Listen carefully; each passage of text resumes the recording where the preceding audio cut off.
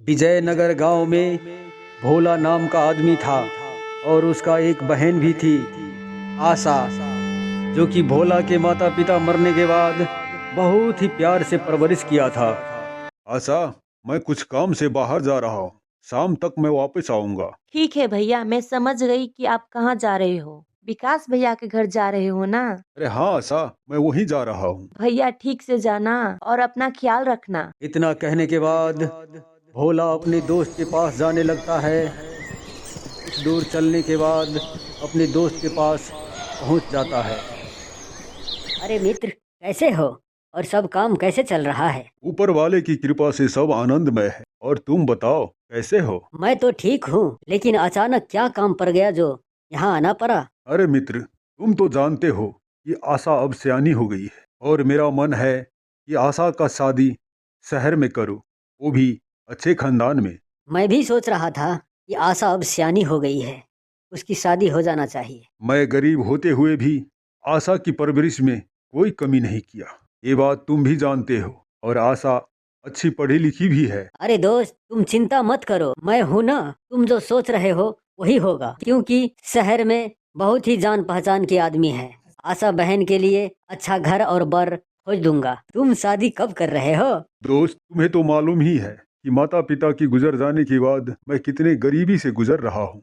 मैं बहन की शादी के लिए पैसा इकट्ठा किया हूँ। बस मेरा एक ही तमन्ना है कि आशा की शादी शहर में हो जाए, और मेरा क्या है, मैं तो किसी तरह अपना जिंदगी काट लूंगा। अगले ही दिन आशा और श्याम की शादी बहुत धूमधाम से शहर में हो जाता है।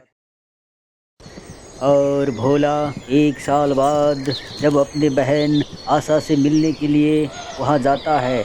मैं कितने दिन बाद भैया को देख पा रही हूँ। आप तो अच्छे हैं ना भैया? आपको मेरी याद नहीं आई? अरे कैसी बातें कर रही हो बहन, मैं तो तुम्हें हर पल याद करता था। भैया आज आप आए हो, मैं बहुत खुश हूँ। अरे आशा, श्याम कहाँ है, और वो ठीक तो है ना?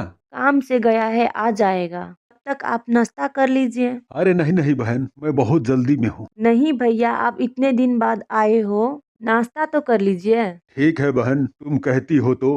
अभी वो नाश्ता खाने के लिए बैठता है कि श्याम चला आता है। अरे आशा, तुम किसको यहाँ बैठा कर नाश्ता करवा रही हो? कौन है ये? न तन पे कपड़ा है, न पाँव में चप्पल। कहाँ से पकड़ कर लाई हो इसे? घर से बाहर निकालो इसको।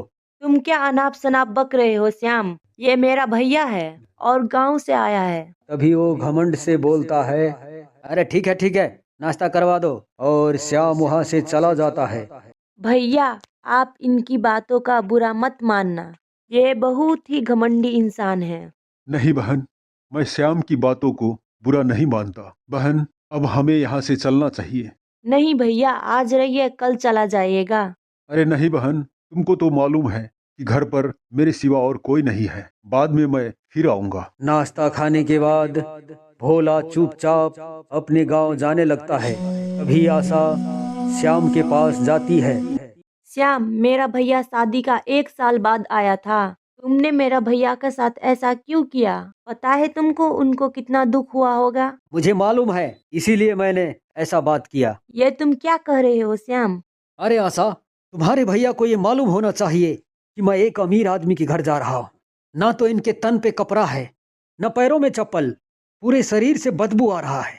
जल्दी घर से निकालो इसे, नहीं तो सारा घर गंदा हो जाएगा। इंसान कपड़ों से नहीं बल्कि अपने व्यवहार से अच्छा होता है, और तुम्हारा व्यवहार गली का भिखारी से भी खराब है, जो अपने धन दौलत के नशे में अपने रिश्तेदारों को भी नहीं पहचानता है। अरे तुम चुप करो, ये रामायण की कहानियां मुझे मत सुनाओ। तुम्हारे भाई एक मामूली सी गरीब इंसान है, और देखो मुझे, मैं कितना बड़ा अमीर आदमी हूँ, जिसका इस शहर में अपना पहचान है। 2 कौड़ी की आदमी को बुला कर ले आती हो घर पर नाश्ता कराने के लिए। श्याम, आज तुमको जिस दौलत पे इतना घमंड है, ये धन और दौलत मेरा भाई ने दिया है। शादी से पहले तुम्हारा पास कुछ भी नहीं था। तुम्हारे भाई ने मुझे दौलत यूं ही फ्री में नहीं दिया है, बल्कि तुम जैसे बदतमीज और मूर्ख लड़की को रखने के लिए दिया है, समझी?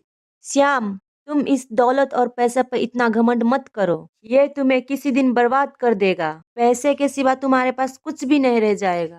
तुम जवान लड़ाती हो अपने पति के साथ? घर आए हुए मेहमान से तुमने जिस तरह से बात की, इससे तुम्हारा नियत का पता चलता है। अच्छा होगा कि मैं एक विधवा के रूप में अपने भैया के साथ रहूं। मैं अपने भैया का घर जा रही हूँ। इतना कहने के बाद वो अपने भैया के पास चले जाती है।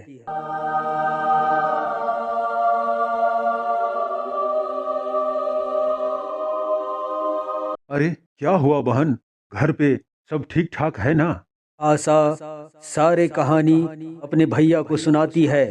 अरे वो हमको भिखारी बोला, उससे मुझे कोई फर्क नहीं पड़ेगा बहन, लेकिन तुमने जो कुछ भी किया वो ठीक नहीं किया बहन, क्योंकि पत्नी के लिए पति ही परमेश्वर होता है। एक बार जब मायके छोड़कर वो ससुराल में चली जाती है तो उसका वही घर हो जाता है। चलो बहन, मैं तुम्हें ससुराल छोड़ देता हूँ।